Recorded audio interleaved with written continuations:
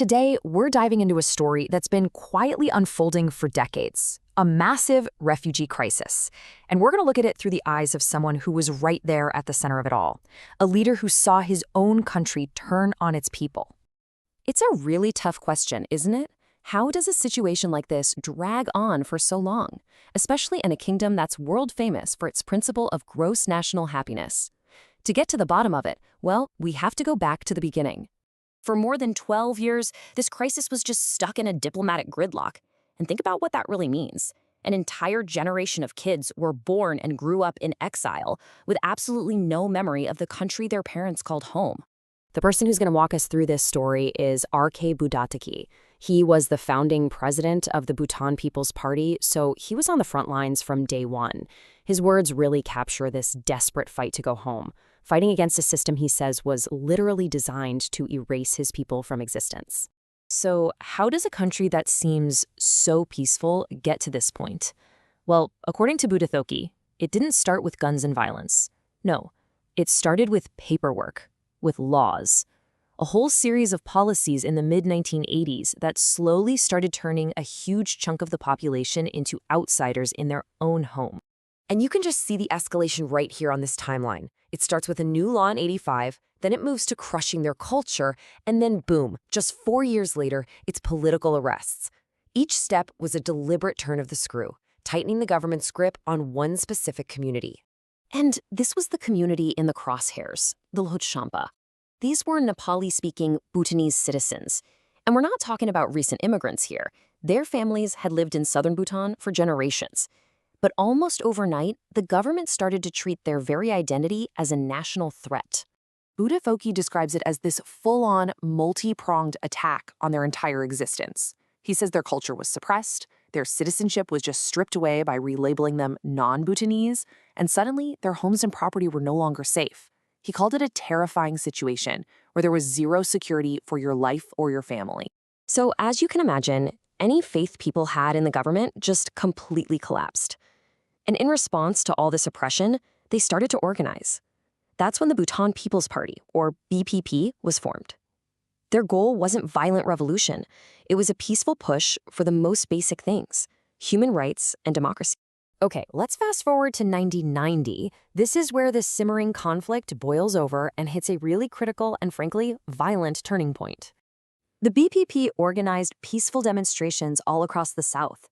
And according to Budathoki, their demands were simple: democracy and human rights.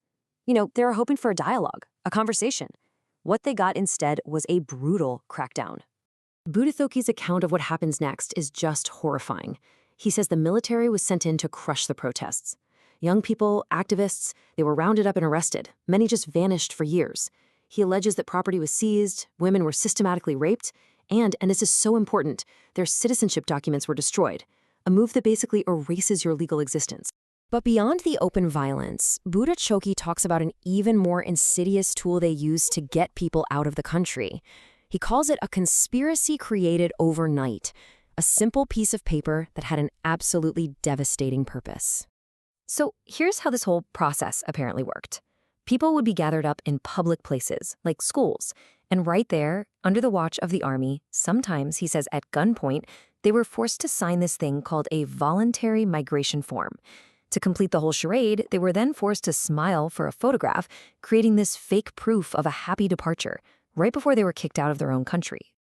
And this wasn't just some fringe tactic.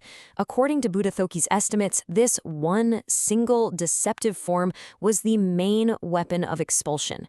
It was responsible for driving out something like 70% of all the refugees who fled southern Bhutan. So all of this brings us right back to that nagging question from the start. If the cause of the crisis is so clear, at least from the refugees' perspective, why on earth has it been stuck in limbo for so long? The answer, Budathoki says, comes down to a really carefully orchestrated diplomatic game. Budathoki points his finger directly at what he calls the king's double standard. On the one hand, publicly, the king would sound really positive, promising dialogue. But then, privately, he'd allegedly dodge follow-up meetings and tell his ministers to block any real progress. Budathoki even talks about one time when the king publicly told people not to leave, but then had the very same people who voiced their concerns to him arrested right after. He really doesn't mince words. He calls the whole thing a well-organized drama. In his view, the goal was never about actually solving the problem, but just about managing how it all looked to the rest of the world and preserving the king's image. So you had this diplomatic stalemate that was basically created by three big things. First, Bhutan's own savvy lobbying campaign to control the story internationally. Second, the fact that India, which has a ton of influence over Bhutan, just kind of sat on its hands.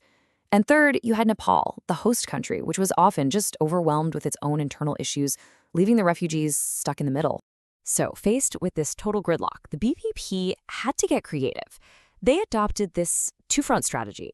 On the outside, they're working to get international allies on their side, and on the inside, they're organizing a peaceful underground movement to try and build pressure for democratic change from within Bhutan itself. And so that's where we're left. Decades have passed, diplomacy is stalled, and thousands of people are still living as refugees. The question that hangs over everything is as simple as it is heartbreaking.